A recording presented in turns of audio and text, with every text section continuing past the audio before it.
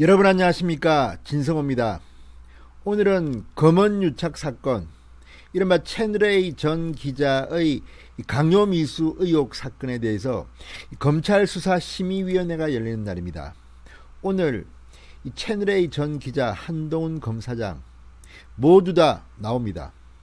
상당히 중요한 날입니다. 그런데 마침 검찰의 수사심의위원회가 열리는 이날에 맞춰서 MBC가 또 장난을 친 게 아닌가 싶은 일이 있었습니다. 바로 유시민이 MBC 라디오에 출연한 것입니다.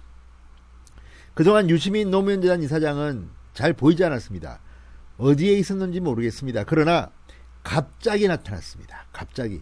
그리고 또다시 그 특유의 음모론을 펼쳤습니다. MBC 라디오에 출연해서 그렇게 했습니다.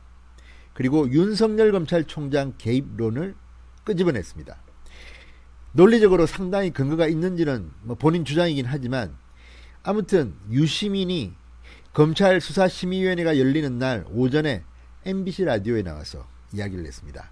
아시다시피 MBC는 제보자 X와 한 통속이 돼서 지금 검찰의 수사 대상이 될 수도 있는 그런 방송사입니다. KBS도 얼마 전 이 녹취록을 엉터리로 공개했다가 하루 만에 정정보도 사과방송을 하는 총극을 빚었습니다.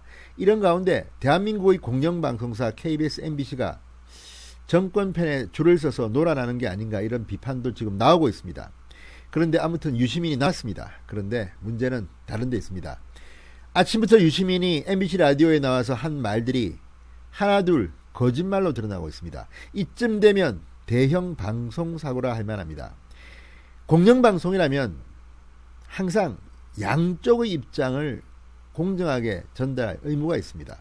그런데 공영방송으로 득언득대로 그동안 다 봐놓고 엄청난 임금을 받으면서 엄청난 채널 효과를 보면서 이제 이들은 정권의 장난에 공작에 놀아나는 그런 이류 방송사로 전락한 게 아닌가 비판을 받고 있습니다. 그리고 유시민의 오늘 발언, 아침부터 거짓말을 해야 된다고 지금 여기저기서 검증이 한창입니다. 진중권 씨도 한마디 했습니다. 사악하기까지 하다는 그런 취지의 말을 했습니다. 자, 이 사람들 진짜 어디까지 가려는 걸까요? 아무리 권력이 좋지만, 아무리 문재인 정권이 지금 강하지만, 지난 총선에서 민주당이 압승을 했다지만, 물론 부정선거 논란은 있습니다. 이렇게 막 나가도 되는 건지, 정말 MBC가 과거에도 말도 많았지만 이렇게 편파 방송이 될 줄은 누가 알았겠습니까? 진성호의 융단 폭격 시작합니다. 유시민 씨를 융단 폭격합니다. 방송에 앞서 아직 진성호 방송에 구독자가 아니신 분들은 붉은색 구독 버튼 눌러주십시오. 더 좋은 방송으로 보답하겠습니다. 자, 윤석열 검찰총장이 여기에 깊이 개입된 것으로 의심된다, 이런 이야기를 유시민 씨가 했습니다. 자, 유시민은 이날 라디오에 나와서 2월 초 갑자기 기자들이 연락이 엄청 왔다. 신라젠 행사에서 내가 신라젠 임원들하고 같이 찍은 사진, 검찰 압수수색에서 나왔을 법한 자료들을 근거로 질문을 하기 시작했다. 자, 라디오 진행자 김종배의 시사집중이니까 김종배겠죠. 묻습니다. 기자들이 사진을 토대로 질문을 했다는데 어디 공개돼서 누구나 다 볼 수 있는 게 아니냐고 묻자 유시민은 그런 게 아니다. 자, 이렇게 말했습니다. 유시민은 기자들이 구체적으로 어떤 사진을 제시했는지는 이날 언급하지 않았습니다. 하지만 당시 여러 언론이 보도한 유 이사장의 신라젠 행사 사진은 2015년 6월 채널A 다큐멘터리 집단지성에 유시민이 나오는 모습을 캡처한 것입니다. 유시민은 2015년 4월 양산 부산대병원의 신라젠 센터 개소식에 참여했다는 사실도 양산 부산대병원 공식 홈페이지 게시판에 사진과 함께 공개되어 있습니다. 자, 그런데도 유시민은 마치 검찰이 신라젠 압수수색을 통해 확보한 사진자료 등을 언론에 흘렸을 것이라고 추측이 될 만한 이런 발언을 했습니다. 그런 게 아니다. 누구나 볼 수 있는 게 아니다. 자, 또 하나 사실이 틀린 게 있습니다. 유시민은 이동재 채널A 전 기자가 한동훈 검사장과 함께 2월 5일쯤부터 이철 전 VIK 대표에 대한 취재를 공모했을 것이라는 주장을 폈습니다. 그 근거를 유시민은 이렇게 됐습니다. 2월 5일을 검색해보면 윤석열 검찰총장이 서울 남부지검 신라젠 수사팀의 검사를 보강했다고 나온다. 신라젠 수사팀 보강 보도에 전부 제 이름이 나왔다. 이렇게 주장했습니다.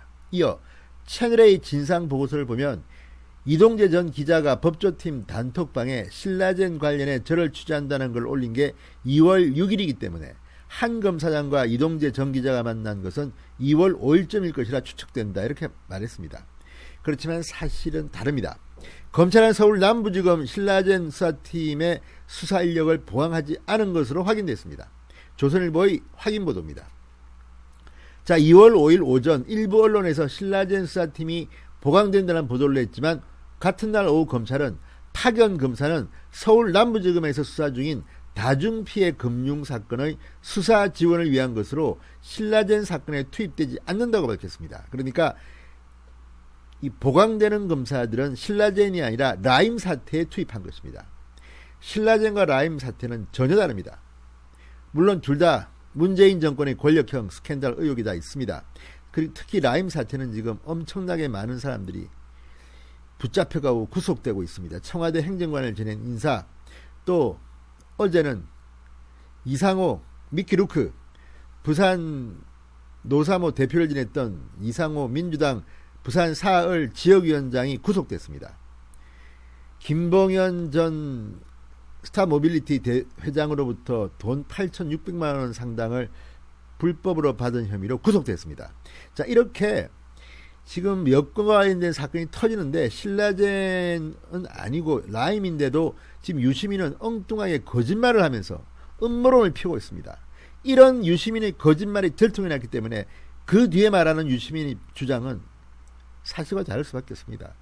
A이기 때문에 B라고 했는데 A가 사실이 아닌데 어떻게 B가 됩니까?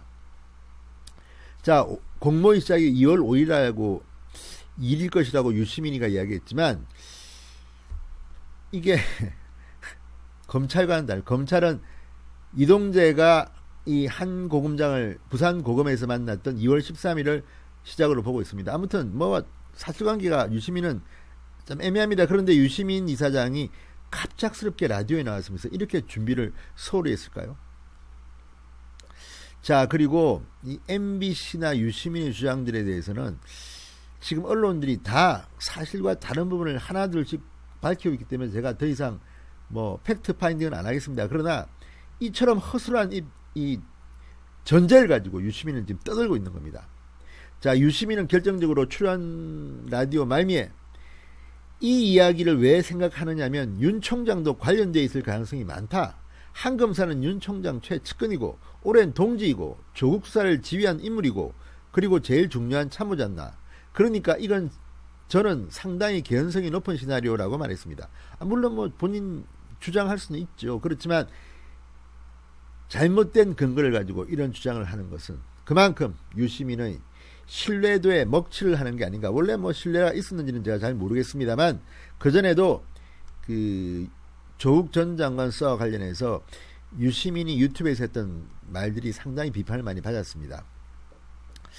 자, 아무튼 지금 공영방송 MBC가 이 검찰수사심의위원회가 열리는 날에 맞춰서 유시민을 출연시켜서 이런 일방적인 주장을 내보이는 것, 이거는 정말 방송사고와 다르지 않다는 생각이 듭니다. 자, 진중권 씨 이걸 놓고 참고 있을 수 없습니다. 오늘 이렇게 말했습니다. 피해망상 사이코 드라마다. 그리고 유시민이 아침부터 거짓말을 한 모양이다. KBS MBC의 공격이 녹취록의 공개로 무위로 돌아가자 자신이 직접 나선 형국이다. 한마디로 오늘 열릴 검찰 수사심의위에 영향을 끼치기 위해서 여론 조작을 하겠다는 것이다. 역시 MBC다. 이번엔 김종배가 자락을 깔아줬다.